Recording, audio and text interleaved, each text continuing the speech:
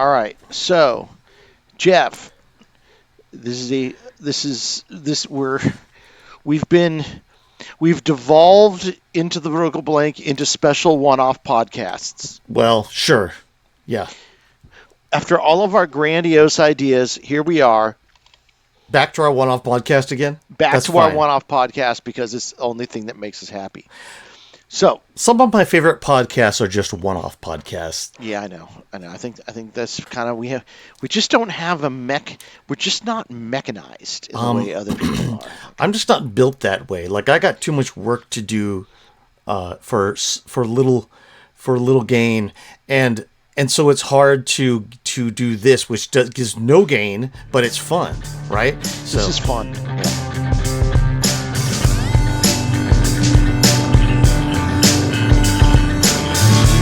Programmed in BASIC, we explored 8-bit worlds. Pixels crashed onto a digital shore.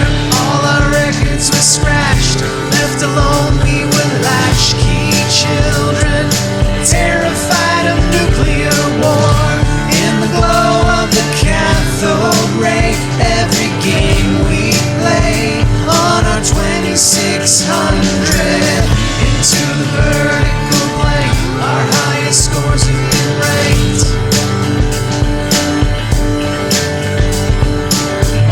Into the vertical blank, generation Atari.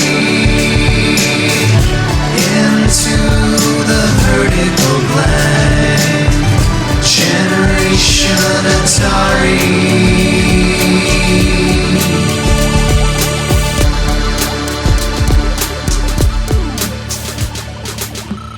This is our fun.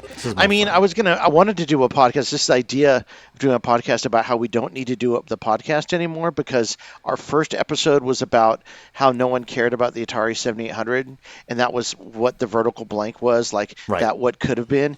And then now the Atari is releasing the Atari 7800 Plus, and I'm like, hey, we actually got it done. I mean, whatever we did, whatever we contributed to it. You know what? I have a new goal for the podcast then.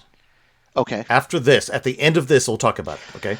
Okay, so on AtariAge this week, and then found and publicized by BCB Coffee Boy, Brian, was this Atari I.P List. This is great. Atari I.P List updated 8/31/24, and you can see this.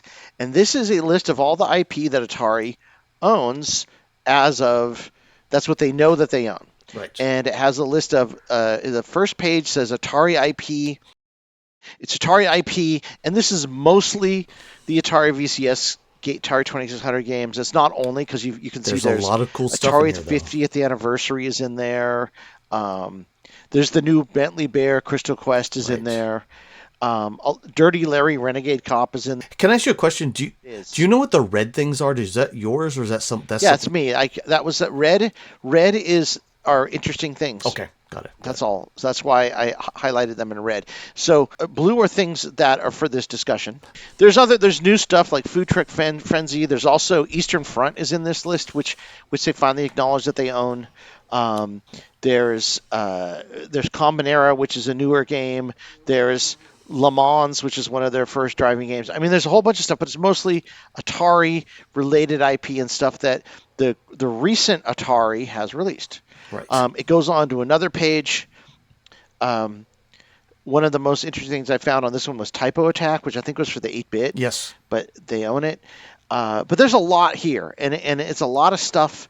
A lot, again, arcade games mixed with Atari 2600 games, mixed with some IP that was for the 5200, the 7800, and the Jaguar Lynx, etc.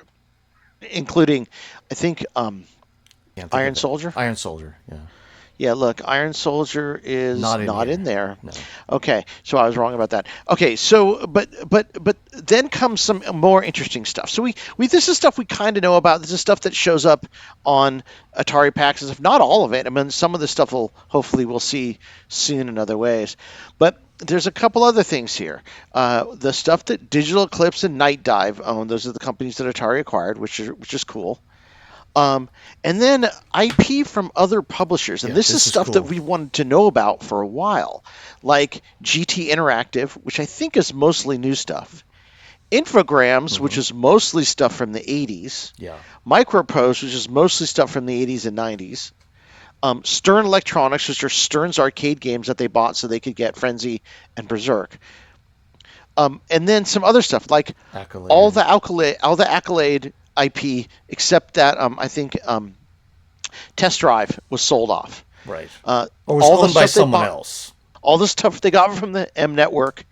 And just some other stuff, including it looks like they own Miner 2049er and Benny Bob Strikes Back, which I think is all the IP that Big Five Software had to sell. Right. There's Iron Soldier, by the way. What? Iron Soldier. Iron Soldier's on this list. Yeah, so why is that? It's weird. I don't know why that's not on the Atari side, but maybe they had to bought buy it from off of someplace the else. people who made it. Yeah. That's all. Crazy Bricks, which is interesting because that's a 7800 homebrew. That's cool. Maybe they're going to release it. Yes. That's interesting to know, right? Oh, good catch. Good catch. And then here's all the Intellivision stuff. This is I awesome, think by the way. one of the most interesting things on there is Game Factory, Yes. which is a title I've been wanting to see for a really long time, which was I think an Intellivision computer or Aquarius piece of software that allowed you to make your own Intellivision-like games. It's just a cool thing. And then this list of Atari hardware, which is kind of weird, but I think this is just the trademarks that they have. Yeah, they don't have a Falcon one here for Atari. There's no Falcon. They might must have been sold that off. That might have been sold off, right? Exactly. Yeah, Atari Sierra is in there, which is interesting. I don't know what that is. Interesting. You got the ST, the Mega STE. I don't see just the regular STE in here, but well, that's part of the ST. Oh, you're right. It's okay. no. The Mega STE is fine. I mean, that's a great Yeah. machine. That's the best. That was basically the culmination of ST before you got to the TT was the Mega STE with the 16 megs. That the TT was a piece of hardware they really should have pushed harder, but it didn't. It did anyway. the Atari Transputer Workstation right there. Yeah, it's there. Well, that's not the So TT, though. That's something so else. that's the list, which I think is great for crazy Atari fans like us to have, or at least be able to see what they own, and so we can all we can speculate on things. And so that's exactly what we did. Right. Why don't you tell people what we decided we would do with this list, Jeff? We have decided to take a look at all of that IP and see if Atari owns enough Atari ST games to make an ST Mini, which they could do even without owning it, because we've seen before that those could be licensed, and or make an Atari ST game pack for the VCS and for Steam that they could come out with. Because Or even just add it to Atari 50. Add some just ST add it stuff to Atari 50. And so we've gone through and we've scoured it and got as much of the IP as we think we found. And we want to talk about each of those games a little bit and see if they're worth it and or what are they. So, okay, let's start with the first one, which is kind of obvious, is Asteroids and Asteroids Deluxe. There is no Asteroids made by Atari. It's just Asteroids Deluxe. Right. There's no Asteroids made by Atari. There was an Asteroids game made by Sinister, which was a demo crew. It's a good one. They could license that, but they also have Asteroids Deluxe, which I don't think is good enough. I think it would have to be redone. It has this Asteroids Deluxe has a couple options like the 7800 version. It actually is a little bit like the 7800 version in the way that the asteroids are formed. Right. But it's not much like Asteroids Deluxe. I wonder if they're calling it Asteroids Deluxe in a way that means it's a deluxe version of regular Asteroids, but not Asteroids Deluxe. It does as an have actual title. It does have the little guy that comes at you from Asteroids Deluxe. It just does not look very good, and I think it could look exactly like 7800 with Asteroids Deluxe and be a great version. Yeah, I would suggest that Megaroids is the replacement for this if you really wanted to have the best Asteroids-like game for the ST. Well, no, there's more Asteroids-like game, but yes, the best plain Asteroids one. Magazine scores on this one, the highest was 53%, the lowest was 34%. So I think this one is a good one, and something to do, but I think there's better versions out there that could be labeled as Asteroids. It's not a great showcase for the ST. not at all. I mean, you kind of have to have it for completism. but it would be like, okay, I can, there's 8-bit versions that look way better. Yeah, there used to than be a this one. better like medium res version. The next one is Breakout. There's also Super Breakout, but we'll get to that later.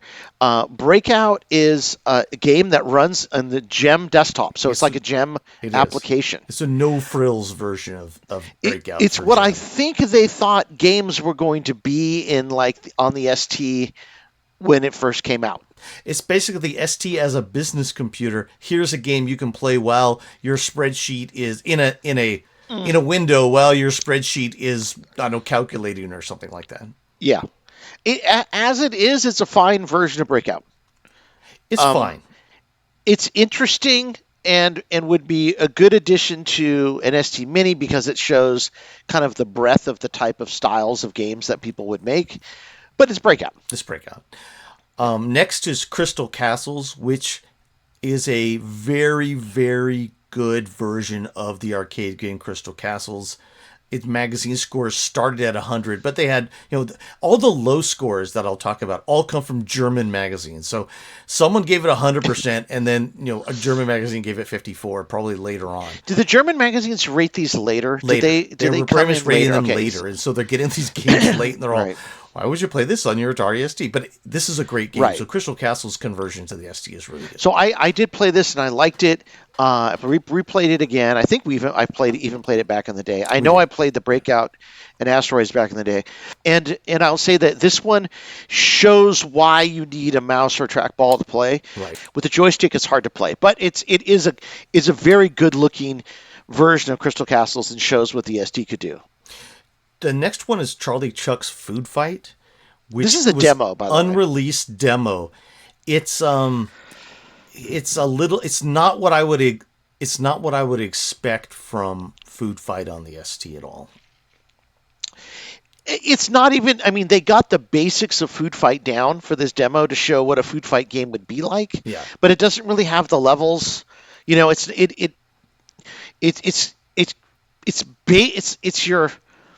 It kind of reminds me of how Atari 2600 games were made, where it's like, hey, we'll get the absolute basic version of the hint of what that arcade game is like, and then we'll put it out there on a cartridge, Right. kind of like the Star Wars game for the 2600.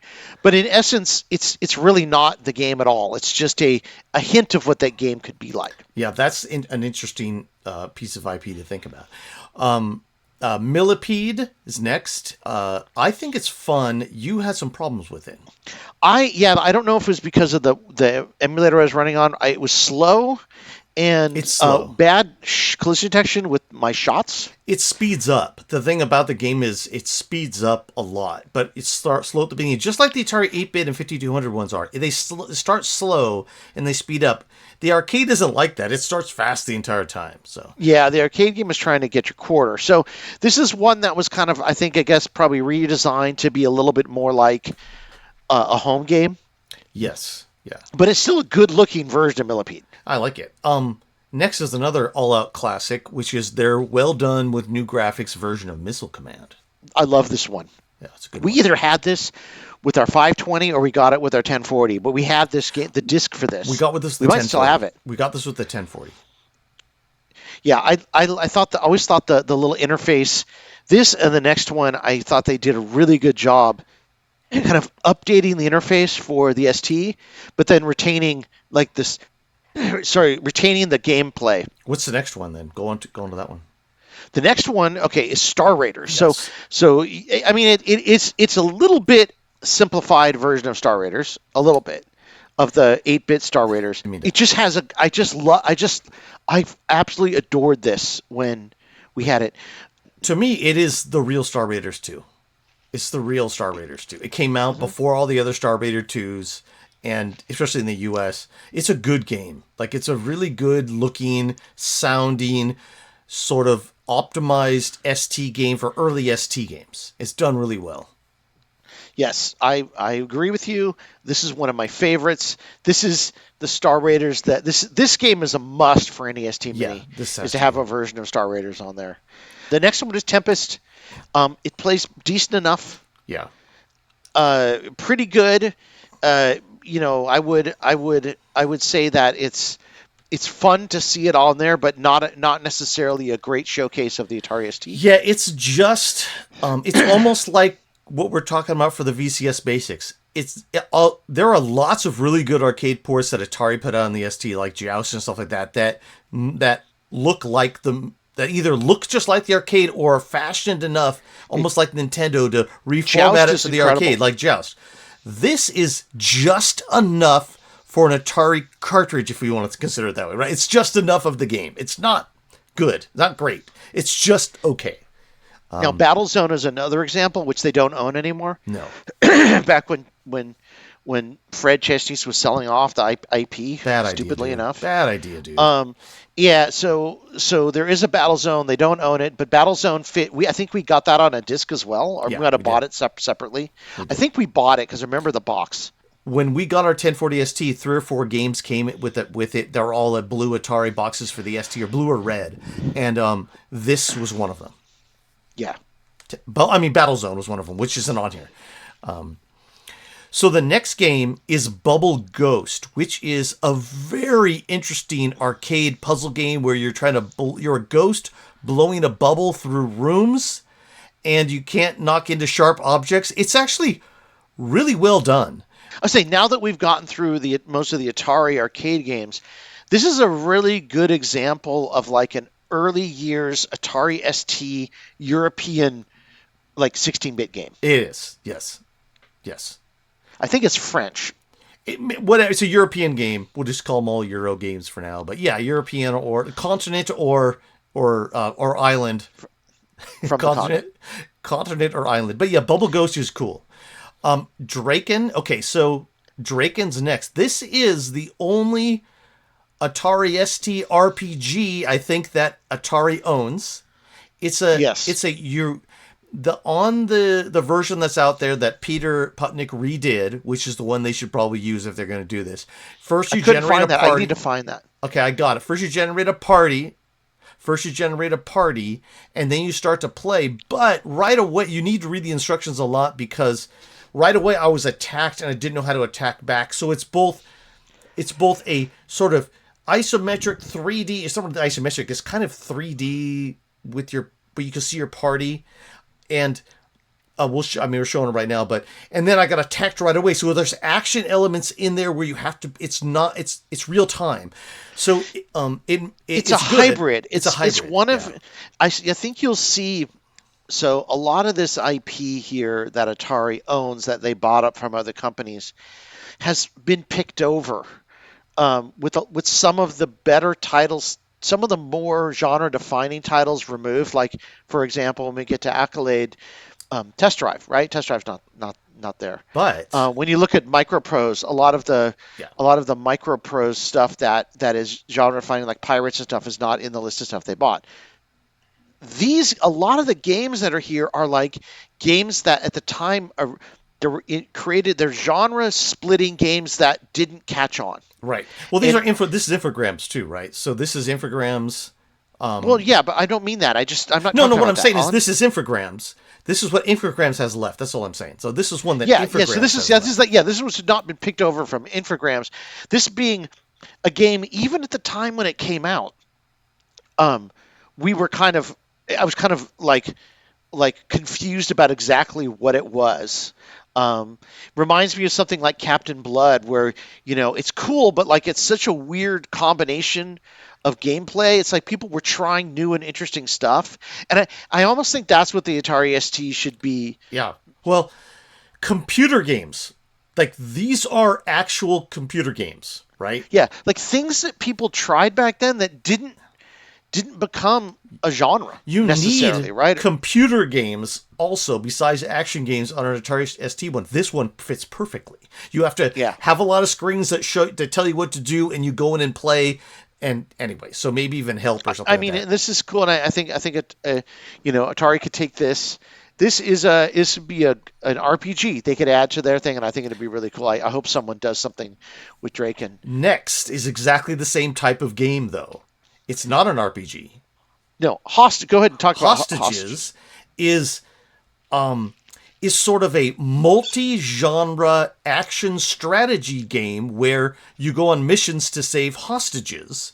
I think there's one big mission, and then you do training. I think you're in France, and some people have taken over something, and you have to get them.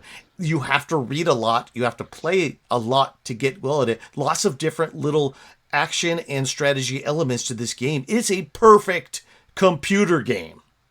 Yeah, it reminds me a little bit of Cinemaware games. Not exactly, but that kind of game. That kind of like it's in like 2D animation, cutscenes interspersed with interesting, not always successful, but interesting action elements to do what you said. I mean, to go try to beat the bad guys and save the hostages. I remember, again, being confused about this at the time, and it is a hybrid. It's another one of these weird hybrid genre games that I think, as a preservationist, this is really interesting time. It's interesting that these are the games that are left over that Atari has in their vault. Well, of so ST is the games. next one, which is probably the only game of its type on the ST that they have, or maybe even of anything 16-bit, is Metal Masters, which is a robot fighting game, which I had a little bit of trouble getting to work. I couldn't get the joystick control to work. I don't think you could get it to work at all. I couldn't get it to work at all now. If this works and get this to work, that's probably the emulation. I need to try it on the STFM to see if it works. I think it's just if I got it with the right version of TOS. It's really fun to play, supposedly, but I couldn't get it to play. Like, you're just lots of great music, all sampled music. It's kind of like an Amiga soundtrack to this. Sampled music, sampled sounds, but like I couldn't get to control my and the interface is a little weird to get started. But if they could iron all of that out and explain it and get it to work, this is a great fighting game that could go on an ST Mini or an ST gamepad. Next is another. So this is. I thought this was Electronic Arts. No, this is but it's not. It's Microprose. Right. This is Airborne Ranger, and Airborne Ranger is a game where you play like a secret, like a Black Ops soldier, and it's also feels a little bit like Cinemaware, And again, it feels like this is that era where you're using lots of 2D cutscene or 2D animation, along with genres that did not last longer than the 16-bit era. Right. It's you play a ranger, and you make your loadouts of different equipment, and then you fly over the area that you're going to attack or do your operation on, and you drop those loadouts in different places. Right. That was and cool. then it's sort of an overhead 2D view of your soldier. It's a little bit of a stealth game, a little bit of a shooter where you try to go, accomplish your mission. It is kind of what a first-person shooter is now. But there's a lot of sort of strategy elements to it about what your loadouts are and stuff. It's really neat, I have to say. Again, another genre, cross-genre, weird genre, but something, This is a really interesting game that should be preserved and played at least. This is the sad thing about the American computer software industry kind of going a little bit kaput. I mean, there's a few companies that kept on going, right? There was Epix, there was Microprose, there was AEA, and a little bit of Activision. A lot of smaller ones supporting the Commodore 64. The quality of the Microprose Atari ST games was top notch. And if you could have got, I know they were one of the few that kept making ST games, so you will see more quality. But if there was more games like this, more American companies getting on board and putting all that time they put into 8-bit games and IBM PC, more like not games, but Sierra game. Oh, there's a lot of these Sierra, they had games on the ST, but there's just this early quality to this and like Breach and some of those games. Breach, yeah. That like, some of them made it to Europe and they stayed. There's just this not budget idea of making games that I wish could have kept on going through on all those machines. Not the ST, Amiga, Commodore 64.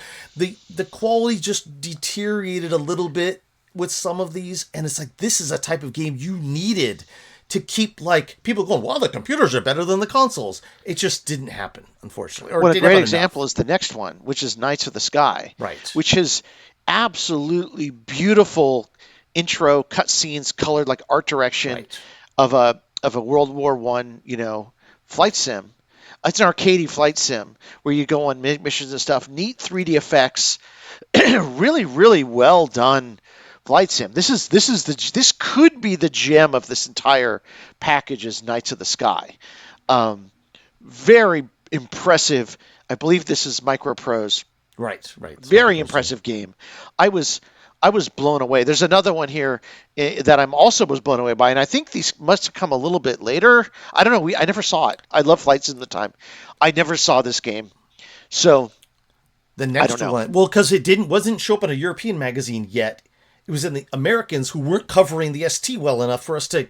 Anyway, Right. The next one is what's the next one? Looks like another great This is a- Steve game. This is Ancient Art of War in the Sky. Ancient Art of War in the Skies. Okay, this is the Ancient Art of War in the Skies. This is. I thought this would be some sort of odd flight sim and I never really played Ancient Art of War. That was like an Apple and IBM game. Right. But this is a bunch of 2D. I don't know. Like I couldn't get it to work, so I had to watch it. Right. But it's like there's a 2D dogfighting simulation and like a 2D bombing run simulation, and the reviews are really good. And it's an odd duck. I'd like to get it and play it more to see, because again, like loading like at some point the disc stopped loading in the emulator. I got this to work, so I can show you what I did here. Okay, but the interesting thing is I didn't see an 8-bit chip version or anything, like a hard drive version. I don't think there was one. No. So really, it's another. As except for Knights of the Sky, which is the type of game they would probably still make these days with impressive cut scenes and then a flight sim. But actually, they don't kind of make those games either anymore. This is another weird genre crossing game where it's a war game, but it's kind of action, but it's got multiple different like things for you to do. I want to spend more time with it, but I'd rather spend more time with it on my PlayStation 5, on my Atari ST game pack, where someone has tuned it so I can load it and I can have all the controls and everything. That's what I like to do. So the next one is Atari IP by Stern. Atari never made this, but Dave Munsey, who was a American shareware king for the Atari ST, and who you and I talked to a lot when we were making Flash games. He made a Berzerk for the Atari ST, and it's a really good one. Got all the speech. It's a little fast in certain places, but it is a good Berzerk, and it's something that they could easily license and put on this thing. It's already done. Oh, that'd be awesome. Already good done. find. Not on the. So this is in their IP list, just not a game that we expected to see there. Okay, now we get into a couple games from Accolade, right? From Accolade. And so Accolade is a couple of the ex Activision guys started Accolade, which lasted long into the 90s. Right. But they could not.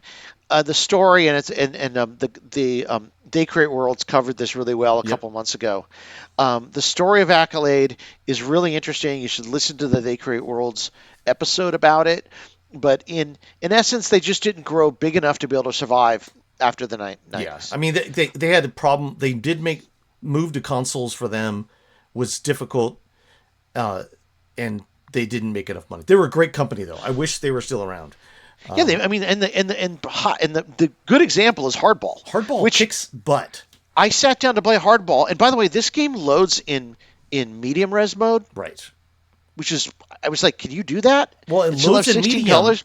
It loads in medium, but when you see the game, there's more than 4 colors in that medium. No, res it mode. was very colorful. I was like, this is really interesting. So they did something interesting with this game. Yeah. it's This is a why you great needed baseball game. more American companies continuing with the ST to keep on like pounding at this machine and making great stuff. Anyway. Yeah, like a lot of these games that Atari owns are a little bit slower than the arcade, the action a lot of the arcade games that came out. But Hardball is a great baseball game to find the modern viewpoint of how baseball games were made. I think ColecoVision Baseball was close Yep. too, but Good anyway, game. I think this. I remember they might have come out close to the same time because I think Hardball came out for the 8-bit as well. It did. Even Hardball came out for before 8-bit this. and even the 7800 maybe. I don't know. There's something, but this sports game, this baseball game, is a fantastic. If you want to see what a 16-bit baseball game was supposed to be like, this is it. This is the game. Better than Really well RBI done. baseball. The reason That's funny. RBI Baseball 2 got a lot of the rules of baseball wrong. It looks Yes. good. It's a better, technically, this is a better baseball game to play.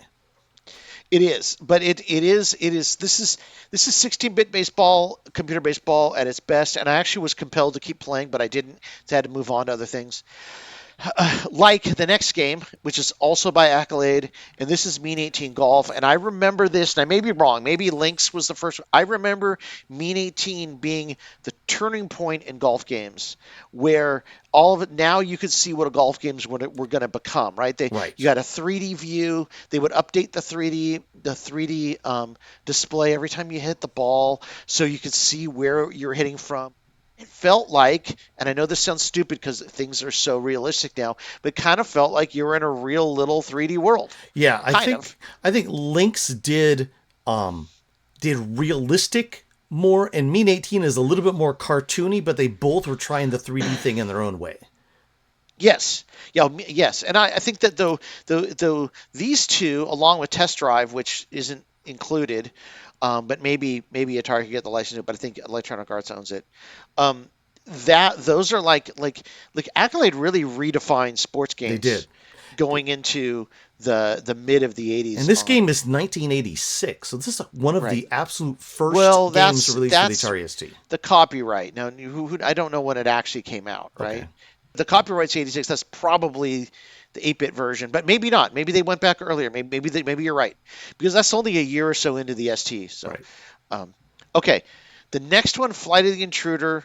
I did start. I was a little scared, so I'm like, oh, this is Micro Prose. It's going to be a really hardcore game, and it turns out that it's not. Yeah, it's more F-15 It's an Strike Eagle arcade than flight simulator based on the book Flight of the Intruder. I think there's even a movie. But it was when I started playing, it was pretty well done. I mean, it's again, it's not hardcore. No, it's a good game. It's a fairly decent flight simulator. It's neat to have it on this list. I think that Atari owns it, and it could be released and give you a fairly decent example of what a 16-bit flight simulator would be like. It's funny because the next one is a game that every magazine, every European guy loved because it's Head Over Heels, which is like a port of like an earlier game. I think this was a good one to put on just for history-wise. I absolutely hated this game. This is the isometric one, right? Isometric platformer. This game drove me nuts. This game is so it is if people call it Euro platformer, this is the worst Euro platformer. European budget game, like every European budget game rolled into one.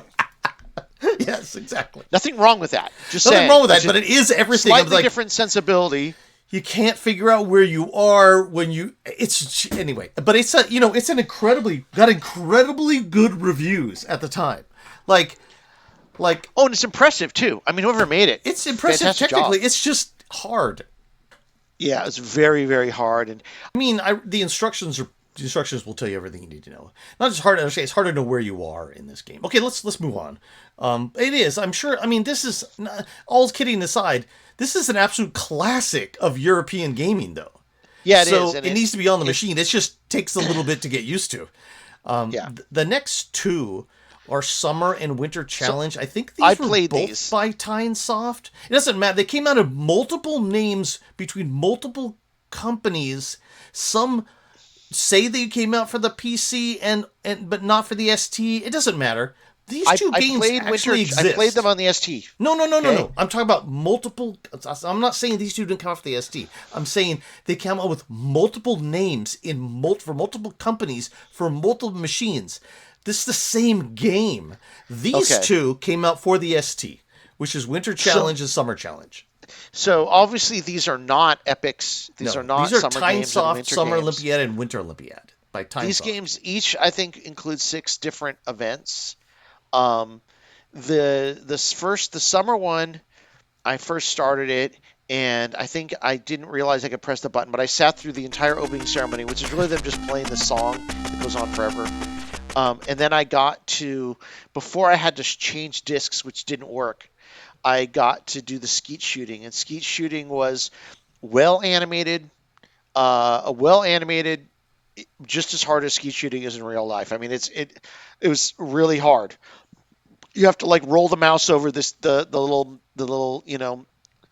whatever you want to call it, the clay pigeon, and shoot it, and it's hard. But I think these are, with the 6 events. It's kind of like these things make me think you should have 10 events, but I don't know if I summer think even games the have that. epics Hold on. ones have like 6 of the 10 is like because of the decathlon, right? But even the epics ones have like 6 events, 5 and 6. The winter challenge, I did get to play. It allows you to skip the opening ceremonies, which is hilarious. I think because probably people complain about it in the summer challenge. But I was able to play in winter challenge. I did the skiing and ski jumping, but skiing is really weird because you see yourself from behind, but Right. you're supposed to dodge things that are in front of you, but you can't see them because Because you're seeing yourself from behind. Right. It was just a weird thing. And then there was ski jumping, which is decent. I was able to land once. These got So- good reviews from the magazines at the time, so we'll go with their review. I think Yeah, they're these are fun. the type of games that would be fun multiplayer games to put on like a machine like this. I think that like the graphics are decent and the animation was decent, and I could see why they would get good reviews. They're not the Epix games, but they're pretty good. And the final game on this list that you found was Super Breakout. Super Breakout, Which is I was really- combining together as one, but it's just Yeah, a different no, it's game, Breakout. though, right? So those are the 23 games that we know that Atari knows that Atari. So those are the 23 Let games. me ask you a question that about the we- Super Breakout, though. Is this go ahead. also a gem app? I think it was. I Okay, believe. okay. So go so on. these are the 23 games that we know, are pretty sure from this IP list, that Atari owns, that could form an actual Atari ST game pack that they could release somehow. They can either- release any time, like within Yeah. minutes, as long as someone got the emulation right, because they own all of them, right? They own someone all has- this. They have to get an emulator and put it together, but there's not a lot of there's some development. All the guys at the companies they purchased could put this together, okay, easily without a problem. Sure. So here's companies that I think if Atari did another pack or did a mini, just like with the 8-bit, this is companies that they should look at. Okay. Hey, maybe these are companies Atari needs to IP Atari needs to acquire. or IP they right? need to look at. So one, Gremlin Graphics. They had games like Supercars 2, Zool, Space Crusade, and the new Lotus, which is the Lotus STE port that was done by Jonathan, and Lotus 2. But they have those. Those are ones that probably could be added. What's the next one, Steve, that I have on here? Bitmap Brothers. I mean, you missed Speedball on this list, but also you said so. Xenon 1 and 2 Gods, STE Chaos Engine. Then there was also Speedball. Like those are all 2, great. Yeah, I mean, there's more games, but those are just examples of them.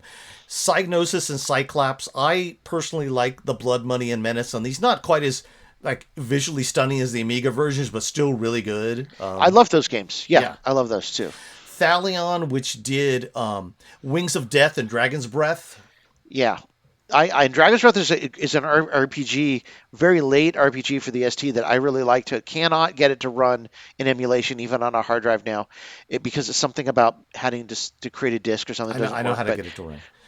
But it's I got it to run, but it just, you get to a dungeon and you can't go inside. So it's just, a lot of the times those hard drive games also haven't been played all the way through. But Yeah. I do have a way to get that to one drive. I've played it. So, Okay, what's I'd the love next to one? play it.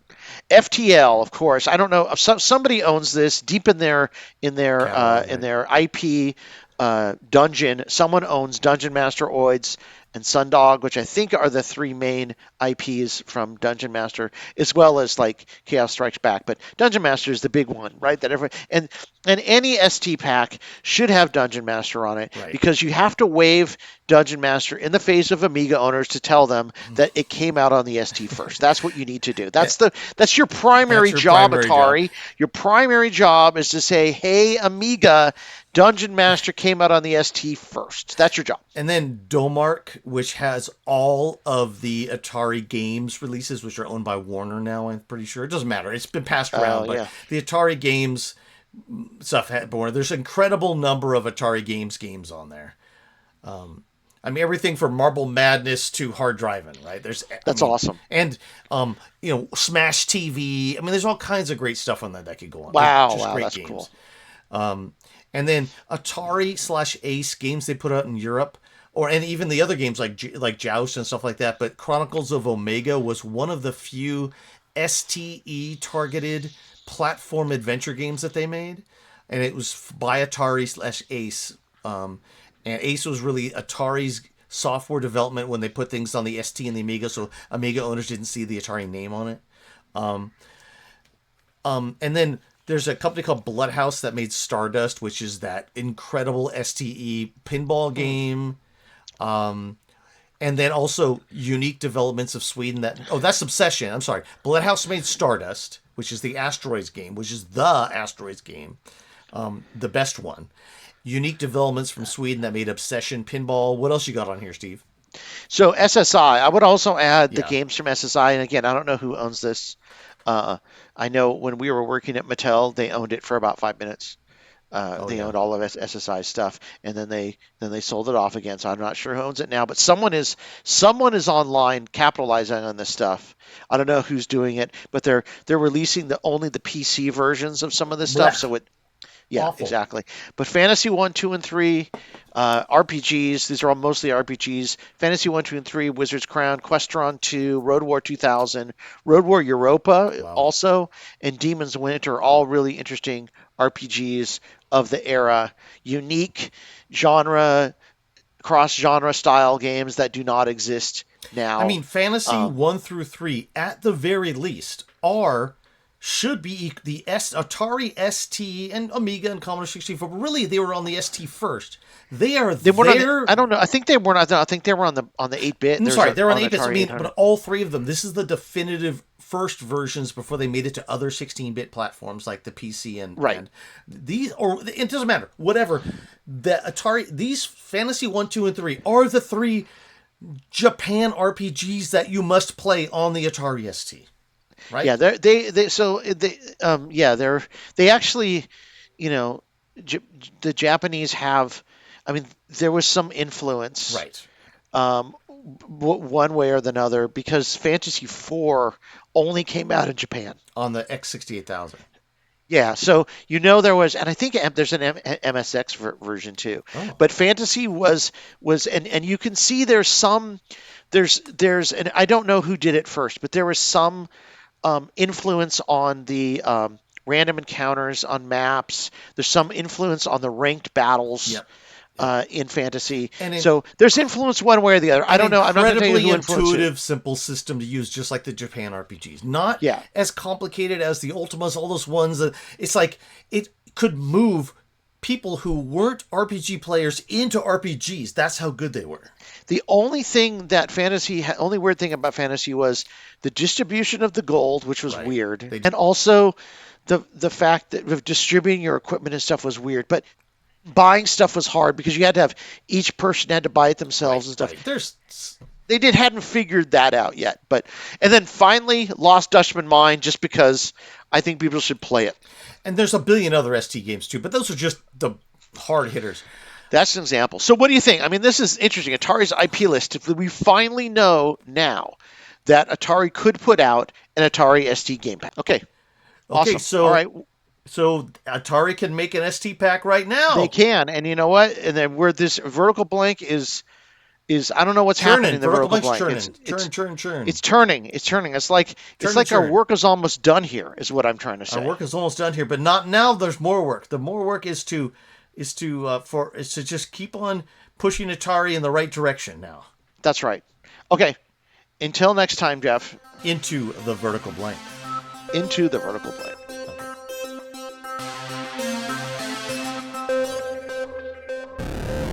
We were children of the Silicon Revolution, an X generation conscripted to fight the console and home computer wars.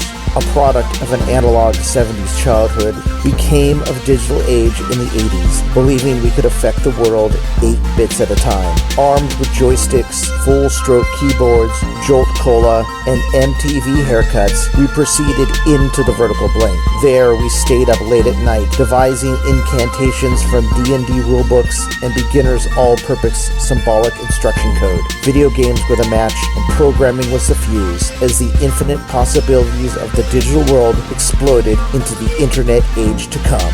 We are Generation Atari. Into the vertical blank.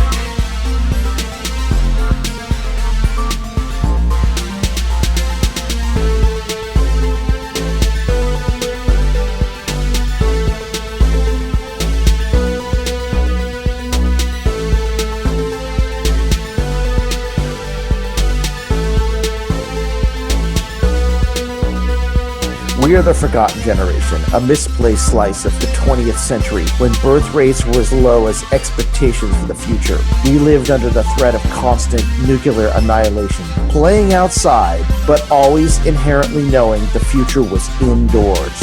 We are the second half of Generation X.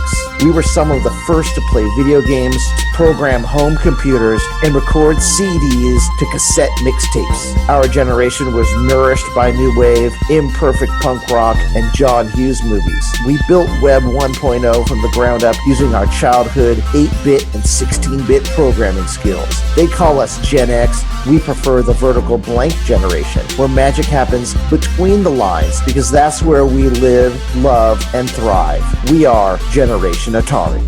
Into the vertical blank.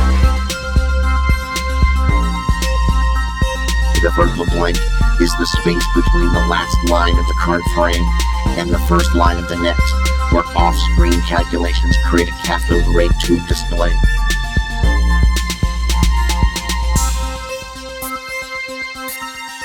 It sits literally between the lines, invisible yet all-seeing, in a void where magic occurs that is never seen, only experienced. The vertical blank is an omniscient force containing the nuances that make our nostalgia a reality. It's the transcendental location that holds our best memories, biggest joys, greatest fears, and our most terrible losses. You've been warned. You can stop this tape now, turn around, for once you've entered, there may be no escape. All the scan lines have been written. It's time to enter the vertical blank. Into the vertical blank.